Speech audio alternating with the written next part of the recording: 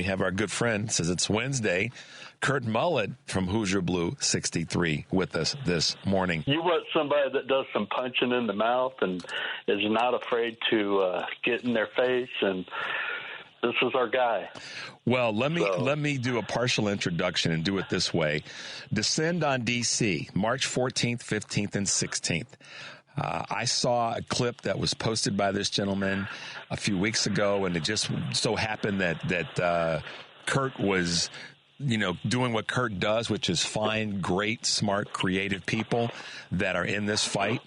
And that turned out to be none other than Cliff Cash. And Cliff, good morning and welcome to Choose Views. Good morning. Thank you so much for having me. Absolutely. Hey, Cliff. Glad to have you with us this morning. Cliff, we're going to do our best to defer a little bit to you so that you can tell us a little bit about you, your background, and tell us about this Descend on D.C. effort that's taking place this weekend. Sure. Well, a little bit about me. I don't want to be doing this.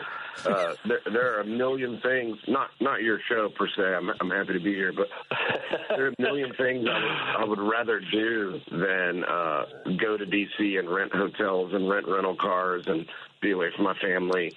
I don't want to be making these videos every day. I would rather be doing stand-up comedy. So I'm a stand-up comic of 14 years. I did political comedy at my very first open mic. It's something that just kind of flows out of me naturally. I've got some really strong beliefs, and I have a really hard time being quiet about them, which is kind of how I became a stand-up comic. And now it's the same way I've become vocal in this fight. So vocal that I'm losing my voice, as you can hear. I know. I deal with that every day, man, so I get it. Keep going. My push against Donald Trump really began during Barack Obama's first run with all the birther nonsense. I was so enamored with Barack Obama. I was so excited to have a leader that could give a speech that gave me goosebumps, that could make me feel proud and hopeful to be an American. And then this horsetail hair, orange face, obese elderly con man with his tiny soft hands and his even smaller sunflower seed brain came out of nowhere with all this birther nonsense, and it was like, wait a minute, I've only ever known this guy as being just sort of a white trash sideshow on the wrestling channel, or kind of like unimportant B-roll guest appearances on terrible movies. But let me look into it. I remember being a child and seeing this guy on TV and looking at my dad and going, this guy's kind of trash, right? And my dad was like, oh, yeah, he's trash. So when he started going after Obama, I just decided, well, let me look in your closet. We're in the information super age. Let me Google you. And so I just started Googling things like Trump, crime, and there were 10 trillion results. And I kind of went down that rabbit hole, and I learned about his connection to people like Felix Sater. Mm-hmm. The average listener won't know Felix Sater, but if you Google Felix Sater, the first line on his Wikipedia page says, Felix Sater is a Russian criminal. So it's a hell of a bio. But this was his business partner for years and years. In fact, it was his most consistent and steady business partner. Yep. A Russian criminal with ties to Russian oligarchs and Russian mafia. So they made Felix Sater the CEO of Trump's branding company. Right. So when he lost all his money in these casinos and everything, when he was at his lowest point, the Russians bailed him out, and that's when this idea was birthed of, hey, we're going to put your name on stuff and try and make money from thin air, from just using your name. And that's when you saw everything from Trump water and Trump neckties to Trump vodka and Trump wine pop up. That was him branding his name with a Russian criminal as the CEO. And, of course, now he pretends he doesn't know that person. But so, his ties to Russia began really before that, laundering money for these people through shady real estate investments where they could buy condos in Trump Towers anonymously through blind trusts and things like that. He has had connections to the most sinister people in Russia since 87 that I know of, maybe before that. So we're talking about a 38-year relationship. So a lot of Americans that don't pay as close of attention as the three of us do are sort of seeing this Russian stuff play out, and they go, well, why on earth would he do this? Well, you don't need to trace it back 4 years or 8 years. You got to trace it back at least 38 years. This guy is a literal Russian asset. It's not hyperbole. It's not just an insult. I do mean it as an insult, but I mean it in the literal sense. He works for and with Russia. I don't know that they call him every day and on his spy phone and tell him what to do, but he is working in their best interest. Well, you created. Didn't you create a website? What is it? Trump, not Trump loves Putin. Donald loves. Donald loves Putin. Donald loves Vladimir. That's what it is. Okay, that's what it is. And I thought that was a little, tongue-in-cheek to use their first names. Donald loves Vladimir.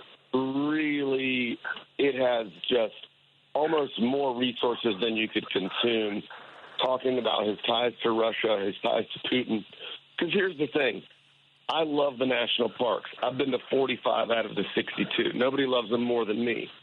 But that's not enough to make me fight all day, every day. I love the LGBTQIA community and racial minorities. I'm against homophobia. I'm against racism. But to be honest, I've grown to expect that from the right, no matter who's in office. That's enough to make me fight. It's not enough to make me fight all day, every day. And I don't mean to trivialize any of these issues. They're all very important. The difference between this guy and any other right-wing president, even the most bigoted and racist, the difference is this guy works for Russia. They very much 1,000% intend to topple this country as we know it. This Project 2025 nonsense is the literal blueprint for the takedown of democracy. It is a blueprint that is mimicking directly what they did in Hungary under Viktor Orban, chilling the media, slowly taking down the media to bare bones and then controlling it, centralizing power, becoming basically an oligarchical kleptocracy. It's not dramatic. It's not exaggerating. If we allow this to happen, it will be the end of the United States as a democracy. It will be the end of the United States as any type of,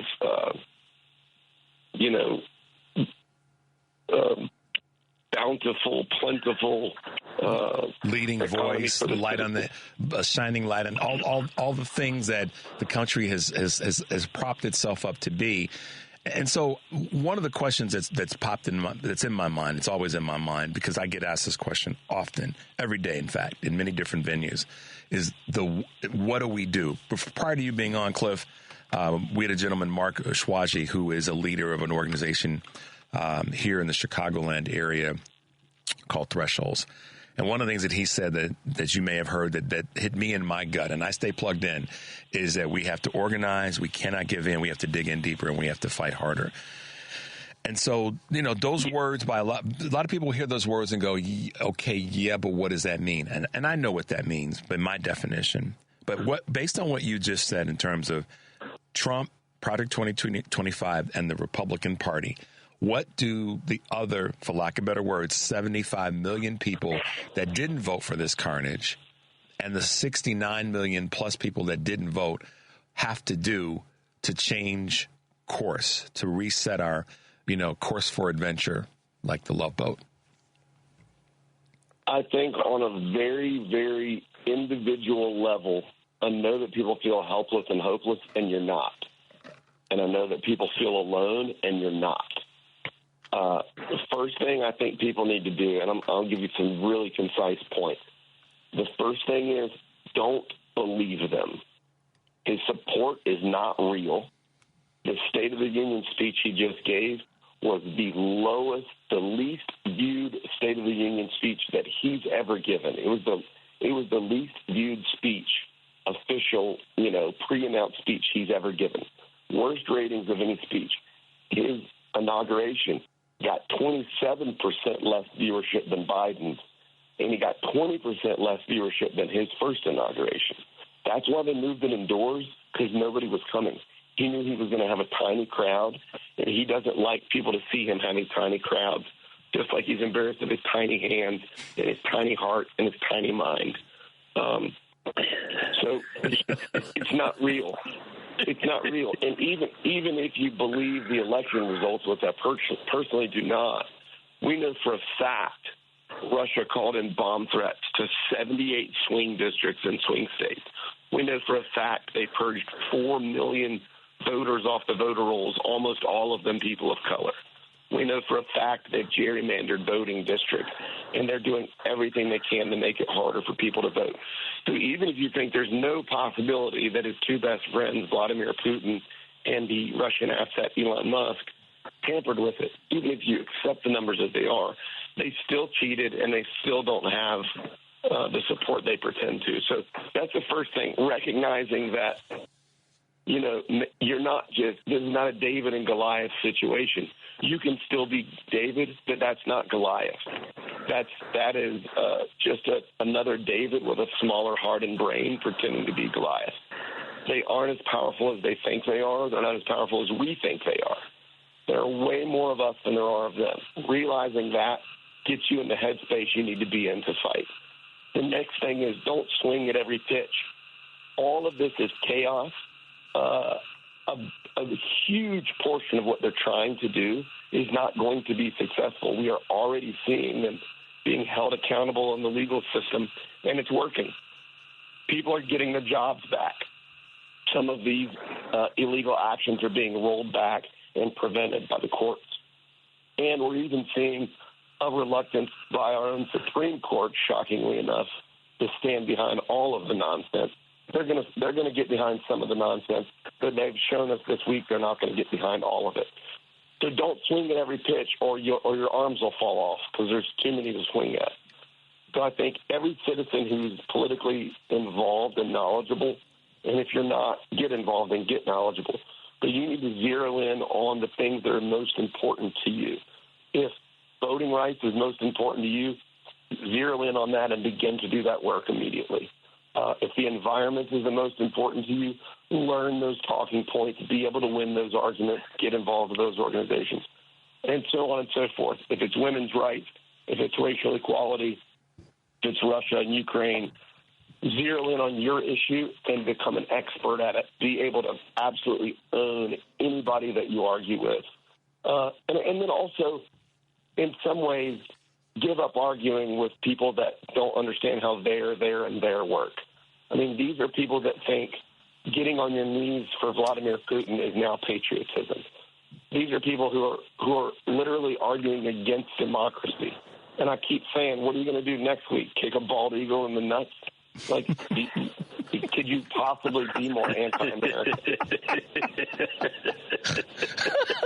I just snorted on live air, guys.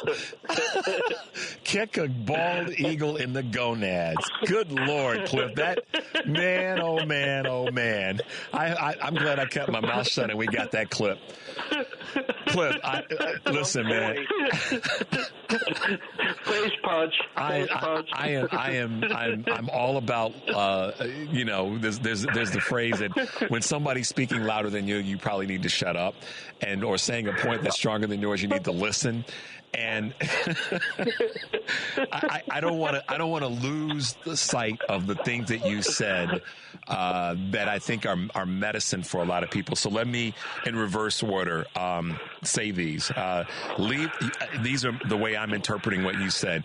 Leave the crazies alone. In other words, the people who you can't necessarily convince or move, then leave them alone and put that energy towards somebody else. I have I used to be a lifeguard analogy. The people that are screaming the loudest are the furthest away from you that have fallen out of the boat. You can't save those. Save the ones that are right around you first, and then galvanize and organize to save others.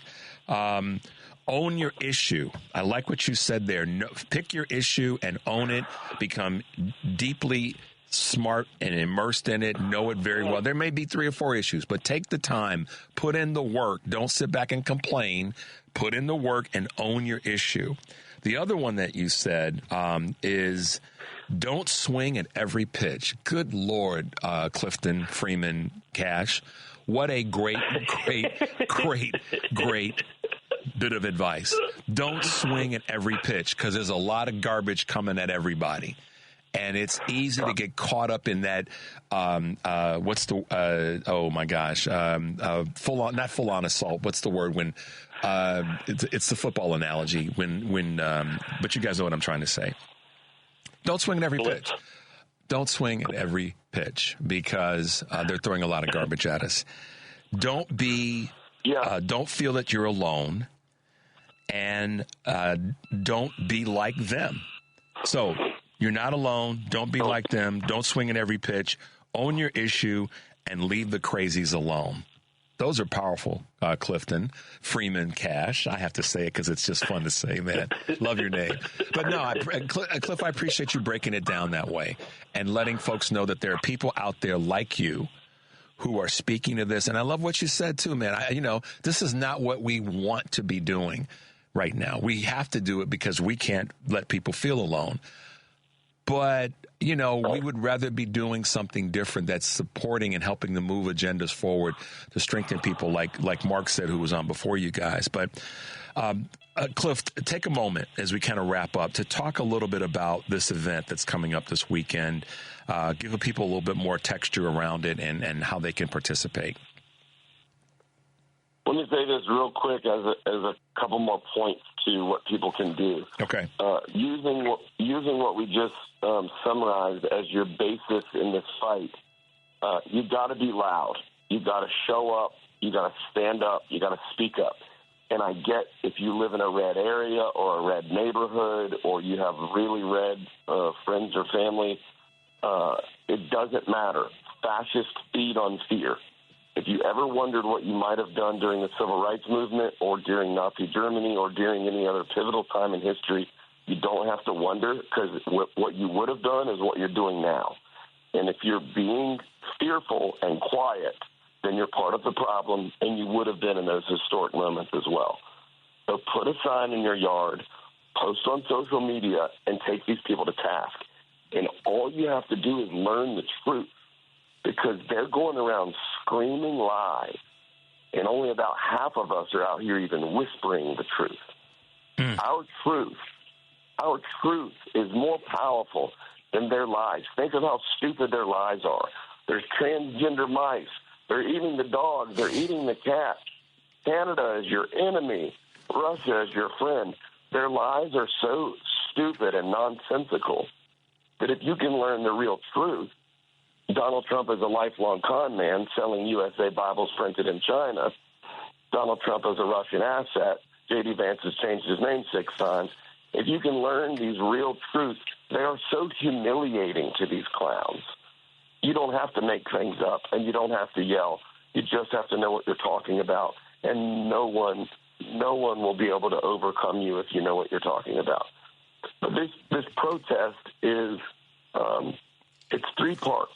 Friday, the 14th, is a veterans protest. This was my idea, and we all got on it together and pushed it. The concept of this is this country needs to see our veterans in uniform in the street standing up against fascism. The left needs to see it because the left will then know I'm not alone and there are tough, patriotic people standing up against this. That will energize the left. The right needs to see it because they need that cold Mountain Dew thrown on their face to wake them up to the fact that they do not have a monopoly on patriotism or toughness. And a lot of patriotic Americans and veterans are standing up against fascism. And most importantly, The fascists in the White House need to see it. They need to see veterans in uniform in their city outside their window saying, we are not going to let you do this. And if you think you're going to do it, we're here to let you know it's going to be a lot harder than you think it is. That is a powerful optics. That's a powerful shift in the narrative and the energy. I think that alone could shift the tide in our favor as far as energizing people that believe in democracy. The second part, Saturday the 15th, is a march on the media. The media has ignored these protests, massive protests in every state capital, in every large city, even in many small cities. Nationwide protests against the sitting president unlike we've ever seen. And the media, in large part, has completely ignored it. On Saturday, we're going to show up outside their doors and outside their windows. I've got 3 massive 10-foot-wide banners coming that say, ignore us now, cowards. And everybody that's coming to these protests, I need you to bring noisemakers. If all you got is a kazoo or a whistle, bring that. If you got a small drum or a bugle or a trumpet, bring that. Air horns, bear horns, bring them. Tambourine, whatever, more cowbell, whatever you got to bring. So once we're in position and there's thousands of us looking up at their windows, and they're undoubtedly going to be looking out at us, then I'm going to give the signal, make some noise, and it's going to be deafening. So bring your earplugs too. We are going to make ourselves impossible for them to ignore. That's the next point. That's happening Saturday at noon at Fox News headquarters, 400 North Capitol. NBC is also in that building, and all the media is right there on that block. They're all going to see us, but we need massive numbers there. The last day is the Heritage Foundation at noon. The leader of the Heritage Foundation once wrote, "Our revolution will remain bloodless if the left allows it." Now, I think those are awful tough words for somebody that I've seen a picture of who is very much not tough at all. Couldn't punch his way out of a wet paper bag if he glued razor blades to his knuckles. This is a soft-handed, pencil-arm country club fascist. And I want to hold him accountable for his words, and I want America to know his words. So we have 3 10-foot-wide banners that say "Remain Bloodless" in red letters. We're going to go to the Heritage Foundation. We're going to hear from some amazing speakers that day. We're going to put that all over social media, and we're going to put this dude on blast so every American goes and consumes his writings and understands that the revolution he's talking about is the overthrow of American democracy, the destruction of our government, our economy, our rights, and completely getting rid of the separation of church and state so they can push their youth group, nerd, incel theocracy onto us that nobody wants or asked for, so they can push their religion on us that they don't even follow. So those are the 3 ideas of this weekend. And the last thing I'll say, my 4th idea that I'm still working on is an active duty service member petition/oath that these people can sign that are active duty military that will not break the rules that they've agreed to. It will be nonpartisan. It will be benign. It will more or less be a reiteration of the oath they already took to our Constitution.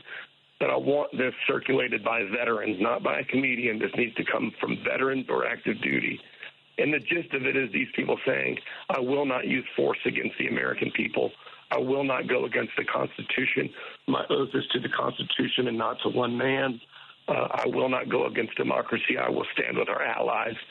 If we can get tens of thousands of service members to sign something like that around the same time that our veterans are in the streets in D.C. standing up against fascism, it shifts the energy. It shifts the feeling, the narrative, the optics. And I just think if we can do these 4 things, we can turn the tide and we can start winning all day, every day.